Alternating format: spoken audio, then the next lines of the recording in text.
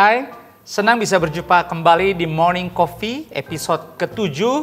Morning Coffee bersama FJ, saya sendiri Joshua.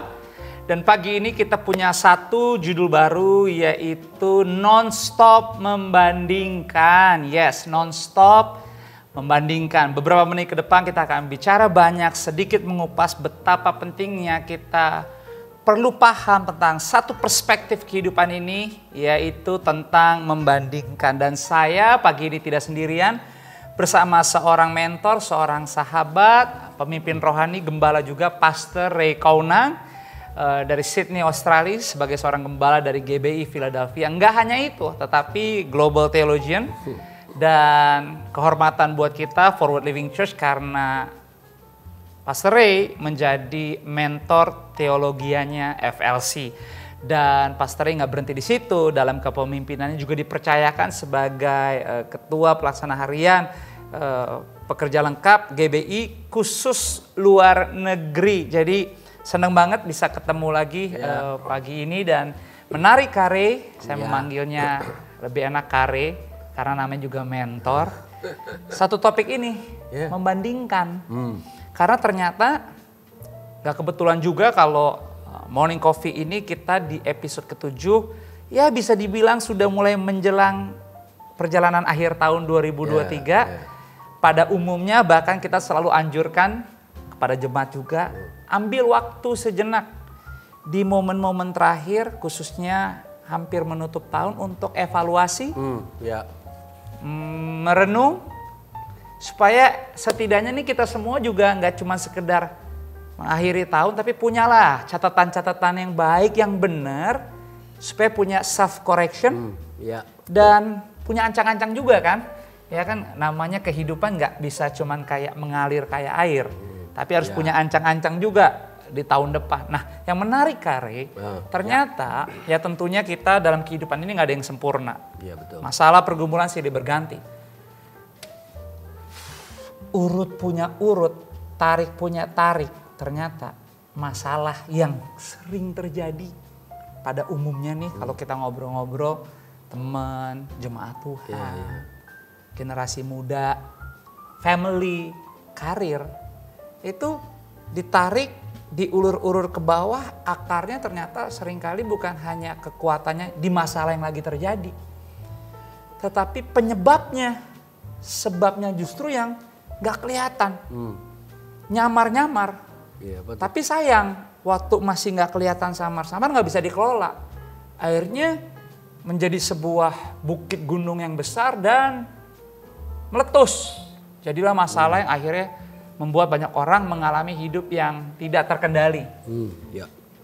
Ternyata akarnya itu gak sedikit di kehidupan keseharian kita manusia. Kita tuh gak bisa mengerti atau mengelola satu sikap, yaitu membandingkan.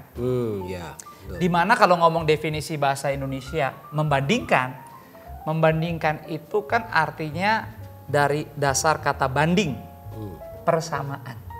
Kalau membandingkan artinya emang mengadu dua, kesamaan. Gak salah untuk membandingkan, cuman realitanya ternyata menuntun kepada pikiran-pikirannya negatif. Dan akhirnya susah sukacita. Orang hidupnya jadi susah stabil, susah konsisten, susah konsentrasi, gak punya damai, hilang rasa percaya. Dan kadang-kadang gak dimulai dari hal yang besar, dari hal-hal yang kecil waktu mulai membandingkan. Dan akan ada banyak kesaksian kalau kita perhatikan, bahkan kita juga punya pengalaman Padahal paginya udah bagus nih mulainya, siangnya udah enak, bisa-bisaan pas pulang, padahal semua tugas sudah selesai. Tapi ada momen pas pulang, lagi sendiri, lagi menyendiri, mulai teringat tuh hal-hal yang seharusnya udah bisa selesai. Tapi kita mulai yaitu comparing, membandingkan. Dan waktu kita membandingkan, kita udah gak bisa nahan emosi diri. Dan akhirnya mulai melihat kok kayaknya bukan banyak yang bagus terjadi, malah banyak yang jelek-jelek atau yang gak bagus. Dan tanpa sadar akhirnya gak ada sih sebenarnya eksternal yang melemahkan. Tapi ternyata kehidupan kita seringkali dilemahkan dari apa yang ada di dalam dan juga di pikiran. Gitu Kare? Nah kalau dari sisi Kare sebagai seorang pemimpin, juga punya perjalanan hidup kerohanian asam garamnya, dari sisi teolognya juga, Kare, menurut Kare sikap membandingkan itu seharusnya yang orang Kristen murid Yesus yang emang ada tertanam di gereja lokal itu harusnya seperti apa sih sudut pandang atau cara berpikirnya? Iya. Ada dua kata sih yang sinonim dengan kata memperbandingkan ya. Jadi dalam Alkitab itu kalau kita lihat di Injil Matius pasal yang ke-7 tuh ayat 1 sampai ayat yang ke-5. Nah di situ tuh ada dua kata yang bagus yang Yesus ajarkan tentang ya sinonim dengan memperbandingkan. Yaitu kata menghakimi dan mengukur. Nah ini menarik nih. Kata menghakimi itu artinya menilai secara buruk. Kata itu menilai secara buruk. Nah, tetapi kata mengukur di situ berarti itu sebuah standar. Wow. Sebuah standar. Jadi kalau kita lihat ya banyak orang, makanya Yesus mengatakan dalam Matius pasal yang ke-7 itu, jangan kamu menghakimi supaya kamu nanti akan dihakimi. Tidak dihakimi ayat 1. Dihakimi, kan? Ya, nah, benar. Jangan mengukur, jangan menilai diri sendiri itu secara negatif. Atau jangan ngelihat orang lain itu secara memperbandingkan dengan hal-hal yang negatif. Nah ini menarik. Ini kadang-kadang kan orang Kristen itu tuh suka begitu, memperbandingkan dirinya dengan orang lain. Nah apalagi dengan dunia medsos sekarang ini, kan orang pun ngelihat di medsosnya, wah dia pergi liburan, dia pergi ini, kok gue jadi begini ya, kok kenapa gue nggak begitu, kenapa gue, nah akhirnya kan kita ingin akibat dari memperbandingkan dengan yang lain gitu, dan kita nggak melihat diri kita, kita akan cenderung untuk gimana ya, bisa-bisa kita kecewa dengan hidup ini gitu, kok gue nggak bisa seperti gitu. Nah ini menarik nih, Pastor Josh.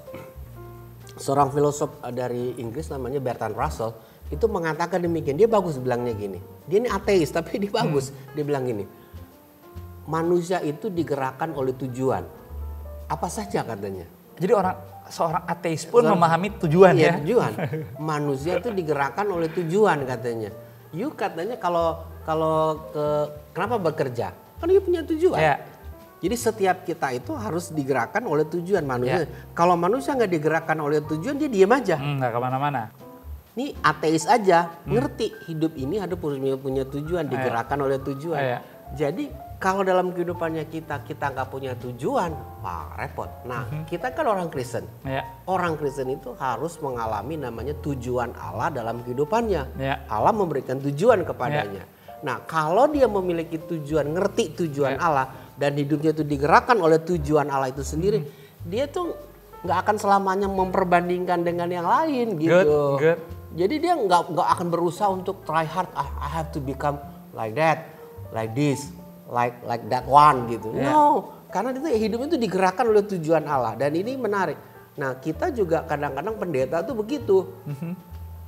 Kita ngeliat teman kita berhasil, wah, gue kepengen nih jadi kayak dia nih, gerejanya segini, rubah. Nah kita lupa Allah tuh punya tujuan yang spesifik untuk kehidupannya kita. Harusnya tuh kita digerakkan oleh tujuan Allah bagi gereja lokalnya kita yang kita pimpin. Nah ini yang perlu ditanamkan juga kepada pemimpin gereja, pemimpin gereja, pemimpin organisasi apapun. Hidup kita itu harus punya tujuan. Dan menarik, tujuan manusia itu kan tidak kekal. Tujuan manusia? Iya, tujuan manusia tidak kekal. Yang seperti Bertrand Russell katakan, nggak kekal, akan habis. Tapi tujuan Allah itu kekal. Amin. Untuk seterusnya, ini selama-lamanya. Karena kan seringkali orang berpikirnya tujuan saya untuk yang kekal. Bukan. Kan ngerti gak Kari? Iya. Saya kerja, karena kita bilang apapun yang kamu lakukan, lakukanlah seperti pada Tuhan, ya kan? Dan kembalikan bagi Dia. Sedangkan tadi seorang ateis pun memahami ini. Dan bicara tujuan, kerjaan, karir, sekolah kan tujuan semua. Tapi itu ternyata akan habis. Tapi kalau tujuan Allah itu eternal, makanya kita itu harus driven by eternal purpose. Yes. Hidup kita tuh harus di-drive dalam kehidupannya bagi eternal purpose supaya nih hidup kita itu jangan suka memperbanding-bandingkan gitu. Yeah. Nah, memang dunia ini penuh dengan kalau bahasa Jakarta jomplang ya. Yang suka apa gitu di bawah. Yeah. Nah, yang di bawah ini selalu ingin melihat yang di atas gitu kan. Jangan, kalau kita sebagai orang Kristen tuh pikirannya tuh mesti beda. Ada eternal purpose yang Tuhan berikan kepada kita. Ada tujuan ilahi, tujuan kekal yang Tuhan berikan kepada. Dan itu yang harus dikejar gitu. Ya kita Jakarta aja udah kemarin ini udah menetapkan paling dulu ya UMR. Ah tuh. Itu kan mau nggak mau orang-orang yang lain di luar Jakarta pasti udah gemes juga kan. Wah enak banget nih Jakarta nih. Udah duluan, terus lebih tinggi, terus udah kalau gitu saya nggak bisa di kota saya lagi atau saya nggak bisa di daerah saya. Saya mesti apa yang namanya cobalah gambling nggak apa-apa, tapi kayaknya di Jakarta segala sesuatunya tuh nilainya dihargainya lebih besar daripada di kota saya. Itu kan nggak gampang juga sebenarnya kan. Wow, jadi ternyata bicara soal yang tadi nih aku menarik nih, menghakimi dan mengukur. Makanya menghakimi itu dalam konteks tadi di Matius 7 dari sisi negatifnya maksudnya. Diingatkan jangan sampai seperti itu. Tapi kalau soal mengukur, itu saya rasa nggak negatif ya Karya. Oh enggak. Karena kita emang harus mengukur. Teks itu kan bilang gitu. Apa yang kamu ukurkan akan diukurkan kepadamu. Gitu. Jadi hidup ini kan harusnya punya ukuran ya, punya ukuran. Standar, kata ukur tuh metron bahasa Yunani. Metron tuh jadi kata meter gitu, meteran gitu. Nah, harus punya meteran dalam hidup ini. Good. Harus punya meteran. Nah, meterannya kita ini tergantung daripada purpose-nya Allah dalam kehidupannya kita. Yes. Jadi kita tuh harus punya standar dalam hidup ini. Nah, standarnya kita sebagai orang Kristen adalah standar yang Allah berikan kepada kita. Makanya kan Yesus mengatakan, hendaklah kamu menjadi sempurna sama seperti Bapamu sempurna. Itu standar yang Tuhan berikan kepada kita. Nah itu kan mesti dikejar. Nah orang Kristen itu harus pertama kali waktu dia jadi pertama kali Kristen gitu. Dia tuh saya harus punya parameter yang benar nih. Ukuran hidup saya tuh harus jelas. Dan itu didapat di mana Kak? Oh didapat dalam firman Allah. Oke. Makanya kan Abraham kan waktu dia nggak percaya tentang nanti keturunannya kan Tuhan suruh dia keluar lihat tuh. Ya. Tuh bintangnya kamu bisa itu nggak? Tuhan maksudkan loh ukurannya kamu itu segede gitu. Dan harus kamu jalanin hidup itu sebesar itu juga. Ukuran bicara juga tentang mungkin ya relatednya ke potensi kali ya. Iya, karena soalnya gini Kak, yang sering terjadi adalah waktu orang sering membandingkan, kan dia masuk ke sini kan. Iya. Dan kalau masuk ke sini kan bukan perkara cuma 5 menit lupa. Iya, betul. Bener nggak? Iya. Ya, kayak kita pengen barang lagi BM-nya. Iya. Walaupun kita tahu kita kagak ada duit untuk beli tuh barang, saking BM-nya kan karena kebuat terus kan ya. Iya. Kayaknya gimana caranya gue mesti dapat di barang. Iya. Membandingkan tuh suasananya tuh bisa tercipta seperti itu kan. Nah yang terjadi paling buruk adalah orang tuh kehilangan momentum. Yang sebenarnya adalah lu atau kamu terlalu fokus membandingkan, tapi kamu nggak menggali sebenarnya bahwa no, you are so special. Iya betul. You are big, you are unique. Justru actually kalau lu bisa karena gini, kalau hanya membandingkan kan biasanya gue membandingkan tanpa memberitahu apa yang gue bandingin bahwa hey, I watch you ya. Kita kan kadang-kadang kalau membandingkan silent kan. Cuma searah. Mestinya kan seharusnya stop comparing. You better have a relationship. Ngobrol aja, talk. Betul. Hey, why you so big? Benar. Why you so impactful? Iya. What happened? Tell me the secret. Mestinya kan itu yang terjadi. Harusnya. Tapi akhirnya kalau ngomong-ngomong event sampai perceraian, gila juga loh. Ternyata selidik punya selidik bukan lakinya nggak punya kerjaan atau nggak ada yang baik dari sang wanita, tapi membandingkan dengan salah satu pasangan yang lain. Ngeri banget. Padahal dia nggak ada masalah dengan keturunan. Lakinya punya karir dan selama ini oke aja kok.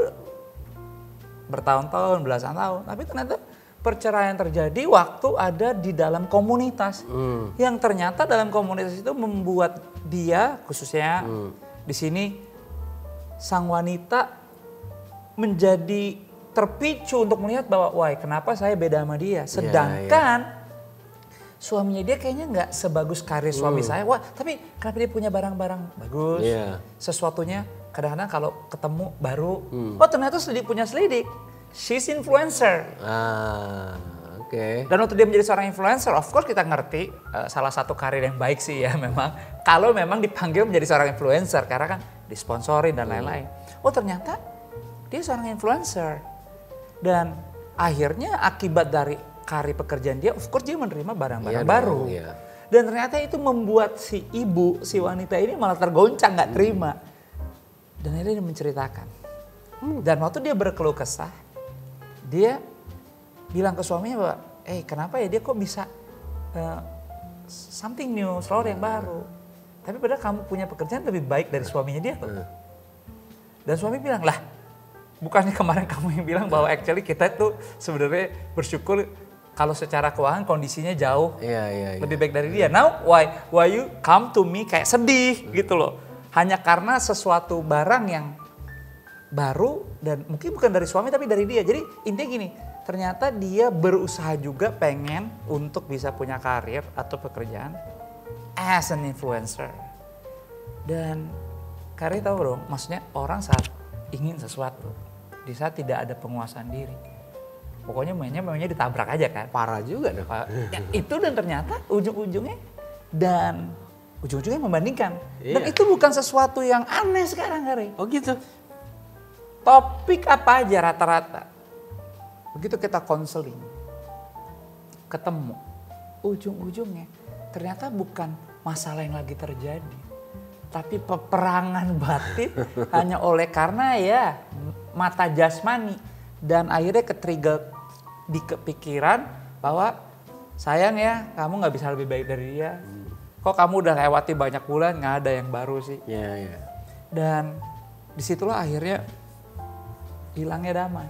Dan bicara bergereja lokal, banyak banget yang akhirnya juga nggak lagi ke gereja, hidup dalam keputusasaan, membiarkan kekecewaan, rasa tidak terima itu mempengaruhi hari-harinya dan nilai hidupnya. Makanya topik hari ini kita di episode ke-7 ini non-stop membandingkan karena udah menjadi gaya hidup. Iya itu. Padahal bahaya itu. Ya, Kari aja bilang bahaya. Bahaya itu. Galatia 6 ayat 2-5 bilang bertolong-tolonglah menanggung bebanmu. Demikianlah kamu memenuhi hukum Kristus sebab kalau seorang menyangka bahwa ia berarti padahal ia sama sekali tidak berarti. Ia menipu dirinya sendiri. Baiklah tiap-tiap orang menguji pekerjaan ini, mengukur pekerjaan sendiri. Maka ia boleh bermegah melihat keadaannya sendiri dan bukan melihat keadaan orang lain. Sebab tiap-tiap orang akan memikul tanggungannya sendiri. Iya betul. Jadi comparing, makanya penting banget. Jangan lupa loh orang ateis pun punya tujuan. Ngerti. Tapi sekarang pertanyaannya bagi kita adalah, waktu kita mengakhiri tahun 2023 ini, kita punya tujuannya apa? Ya. Dan dalam tujuan kita ke situ, apa yang harus kita gali? Apa yang harus kita cari? Kalau kita hanya membiarkan bahwa rasa kecewa, rasa tidak suka, rasa tidak terima, menuntun tadi tuh tujuan yang sebenarnya bakal habis juga, nggak kekal. Ya, celebration Natal gereja kita juga jadi biasa-biasa aja, nggak spesial. Betul. Iya kan ya? Iya. Nah jadi ini yang menjadi perenungan Kari, bahwa tadi Kari bilang pentingnya mengukur, harus menggali lagi kepada firman. Iya, karena gini ya, kalau saya lihat nih Pastor Jos bahwa gini, kalau usia secara manusia ya, semakin kita berusia, semakin tua gitu ya, kan semakin orang dikatakanlah berhikmat lah gitu. Yeah. Nah kalau semakin kita tua dan berhikmat, kita bisa ngelihat bahwa ternyata ya rugi-rugi juga sih ya, sangat rugi kalau kita comparison dengan orang lain, memperbandingkan dengan orang lain. Toh pada akhir-akhirnya kan semua ini akan berakhir. Nah ini yang kita mesti robah konsep kita berpikir. As manusia Kristen itu sangat berbeda, sangat berbeda. Dan itu sebabnya, makanya gini, Menarik. comparison ini mengakibatkan terjadinya yang tadi, kecemburuan. Ya. Kan, jealous. Nah, kecemburuan ini kan ada dampak lagi tuh. Apa kecemburuan? Rasa ini ya, iri hati gitu. Iri hati akan mendrive dia untuk melakukan sesuatu dengan segala macam cara gitu. Dan pada akhirnya hidupnya itu bisa hancur gitu. Nah, itu saja itu di Alkitab tuh banyak sekali diajarin tuh. Untuk kita nggak boleh compare, kita nggak boleh iri hati. Karena memang penulis Alkitab itu udah tahu nih, ini manusia tuh begini. Makanya benar kata Yesus, cukupkanlah segala sesuatu dengan apa yang kamu dapatkan. Amin. Gitu, cukupkan aja. Gitu. Berarti contentment itu penting bagi kita. Kalau kita nggak kecukupan, kalau kita nggak konten sama kehidupannya kita, nanti akibatnya begitu. Tapi kan tidak berarti Yesus mengatakan, yaudah cukup kalau you makannya $5 ya udah $5 aja gitu. Enggak. Karena kita punya tujuan. Allah memberikan kita kesempatan yang besar dengan potensi hidup yang besar untuk kita dinaikkan lagi. Amin. Tapi jangan ini menjadi comparison. Dulu kesalahannya saya sebagai gembala jemaat adalah saya selalu mengukur saya dengan gereja yang seberang yang gede gitu. Wah, itu sebuah kesalahan. Akhirnya saya tuh di drive untuk seperti dia, seperti dia. Gue mau jadi seperti dia. Apa sih? Sampai bajunya kita ngikutin, sepatunya kita ngikutin, cara dia ngomong kita ngikutin, konsep dia khotbah ngikutin. Lama-lama kelamaan kita terjebak dengan sebuah kekeliruan yang berakibat fatal dalam kehidupannya kita. Itu sebabnya makanya saya kalau di gereja selalu bilang begini, nggak apa-apa gereja di sebelah saya itu ada gereja, nggak apa-apa. Kita akan selalu berbeda. Kita nggak perlu harus mengikuti dia. Waktu dulu saya masih ingat waktu baru buka gereja tuh, gereja teman tuh bikin kebaktian wanita. Wah, bagus. Lah kita mau disuruh bikin kebaktian wanita karena ada 1, 2, 3 orang wanita yang udah mature gitu. Bikin, yang kita nggak mau dong. Kenapa? Karena kita kan anak muda. Masa anak muda suruh bikin kebaktian wanita buat oma dan opa-opa? Ya nggak mau dah saya gitu. Lalu saya juga nggak mau bikin kebaktian pemuda karena jumlah anggota muda semua ngapain gitu. Tapi karena kita melihat yang sebelah melakukan, kita juga mesti melakukan. Gitu. Nah itu ya struggle-nya seorang pemimpin, struggle-nya kita sebagai orang gereja. Karena ya begitu, di dalam dunia ini yang selalu comparison terus, memperbandingkan terus. Bandingin lo bandingin ini. Makanya anak-anak kan kalau kita ketemu sama ibu-ibu kan selalu ngomongnya apa? Wah, anak saya tuh begini, anak saya tuh begini, pinter begini. Gak pernah ada orang tua bilang, anak gua kok goblok banget. Enggak mau. Pasti dia bagusnya di sini, dia hebatnya di sini gitu. Karena itu dunia kita, dunia comparison. Gitu. Kita hidup di dunia, tapi Allah mengajarkan kepada kita dalam firman-Nya, enggak. Dia bisa hidup di dunia yang kompetitif gitu. Kalau engkau memiliki firman Allah. Dan firman Allah itu mengajarkan untuk kamu bisa hidup seperti apa yang Tuhan taruh di hati kamu. Dan kita menjadi orang Kristen tuh punya energi, punya power, punya resources yang nggak bisa habis gitu. Kalau yang ini bisa habis. Nah itu sebabnya kalau saya sih nganjurin ya supaya kita nggak comparison ya, nggak suka compare. Bergaulah dengan orang-orang yang memang yang seperti tadi Pastor Jos bilang, gue kepengen tahu kenapa lu bisa jadi begini gitu. Selektif ya jadinya. Iya, jadi misalnya gini, ada motivator dunia namanya Tony Robinson. Tony Robinson bilang begini, kalau kamu ingin punya salary 1 tahun itu $2 million gitu. Dan kamu cuma dapat 500.000 per tahun. Kalau kamu pengen 3 juta, kamu mesti temenan sama orang yang punya itu $3 juta salary-nya gitu. Kamu nggak bisa dong temenan sama orang yang 500.000. Sama konsepnya. Kalau kamu punya temen 3 juta, tanyain sama dia, bergaul sama dia. Tapi jangan berusaha untuk jadi seperti dia. Tanyain dia. Really good. Lu 3 juta tuh gimana caranya? Gue kepengen tahu. Nah biasanya orang-orang yang ada di atas kita tuh seneng membantu yang di bawah. Pasti seneng membantu yang di bawah gitu. Kadang-kadang kita malah suka mikir kan, jangan-jangan dia nggak mau kasih tahu. Udah asumsi maksudnya. Ya, asumsi. Ternyata orang kalau udah yang di level atas ternyata nggak pernah pelit juga untuk berbagi ilmu. Nggak pernah pelit, justru mereka mau bantu. Ya sama kayak yang sekarang saya lagi ada nih, pastornya nggak pernah pelit. Selalu bermurah hati untuk membantu dan melayani. Ya karena itu kan kesukaannya kita sebagai manusia. Coba lihat, filantropis terbesar di dunia ini. Filantropis terbesar di dunia ini, orang yang suka kasih duit sebanyak orang mana? Bukan orang miskin, orang yang punya jutaan dolar. Billions dolar. Siapa? Elon Musk, Microsoft, Bill Gates. Itu kasih duitnya semuanya karena dia pikir, ya gue paling cuma dapat apa sih? Ya gue mau tolong yang di bawah gitu. Oke, that's good. Jadi kita juga nggak boleh beranggapan orang sukses itu, dia nggak mau tahu dunia. Murky, egois. Enggak, mereka tuh justru mikirin gimana duit gua ini bisa nolongin banyak orang ini gitu. Nah itu juga banget. Harus gereja juga begitu. Gimana kalau gue udah gede, gue udah punya 10.000, 15.000, 20.000, gimana gue bisa bantu sama yang di bawah. Nah kadang-kadang orang Kristen tuh nggak begitu. Ya ini kan berkat Tuhan buat gue, nggak bisa. Nggak boleh begitu. Jadi comparison itu, itu seru juga itu. Seru. Perlu dibahas sama teman-teman yang lain tuh, Pastor Jos. Cari teman-teman yang memang benar-benar high dalam kapasitasnya. Ngelihat dia pasti deh kalau diorek-orek pasti dia akan mau bantu. Nggak mungkin dia nggak mau bantu. Yes, aku percaya itu ya. So luar biasa banget, jadi kita belajar banyak banget hari ini tentang judul di episode ke-7, non-stop membandingkan. Tentunya kesimpulannya adalah ya jangan ikut judul di episode 7 ini, tetapi buat kehidupan kita belajar untuk bisa merubah dari non-stop jadi stop membandingkan, karena kita punya perspektif nilai yang benar dalam Kristus.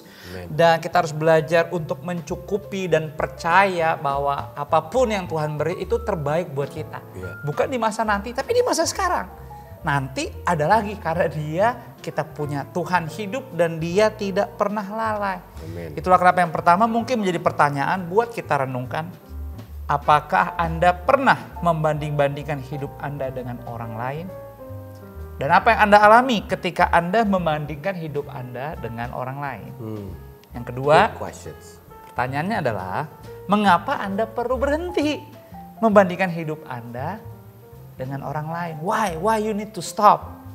Dan yang ketiga, terakhir, apa komitmen Anda? Ayo dong, supaya Anda bisa memiliki hati yang penuh ucapan syukur. Nggak ada yang terlambat dalam Tuhan, kita semua sedang berjalan menuju akhir tahun, tapi percayalah dan tetap hadir di gereja lokalmu, karena di situ Tuhan hadir lewat pujian, lewat firman, lewat kebersamaan, lewat unity sebagai satu keluarga yang utuh. Bangunannya Kristus, Tuhan yang bangun sendiri.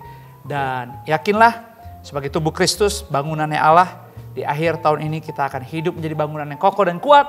Apapun badainya kita tidak akan pernah tersapu, karena kita punya dasar iman yang luar biasa dan tidak tergantikan. Yesus satu-satunya Tuhan dan Juru Selamat. Pastornya boleh nggak aku minta Kari untuk doa tutup? Oke, kita doa ya. Berdoa buat setiap pemirsa Jemaat FLC, biar Roh Kudus akan merevealkan hal yang baik, hal yang indah, hal yang luar biasa tentang tujuan ilahi untuk setiap pribadi yang ditebus oleh darah Yesus.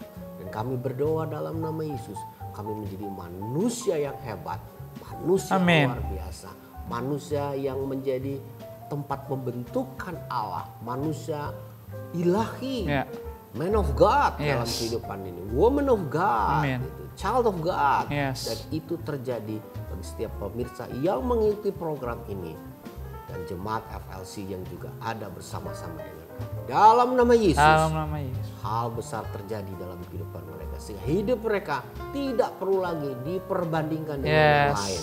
Dan kami menuju kepada tujuan ilahi. Terima kasih ya Tuhan. Dan demi Yesus, amin. Amin.